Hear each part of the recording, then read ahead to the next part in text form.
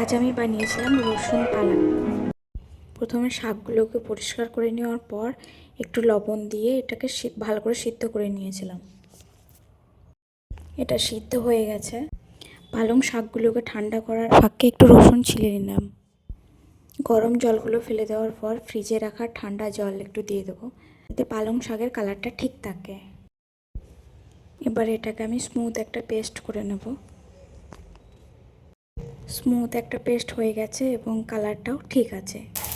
একটা কড়াইয়ে সর্ষের তেলটা গরম হলে রসুনগুলো দিয়ে দেবো।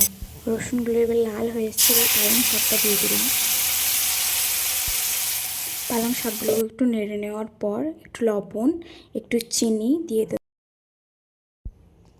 টক দই দিয়ে একটু নেড়ে নিতে হবে। দইটা দেওয়ার পর একটু জল ছাড়বে। বা সবার লাস্টে পেঁয়াজ আর শুকনো লঙ্কার ছোপ দিয়ে দিতে হবে।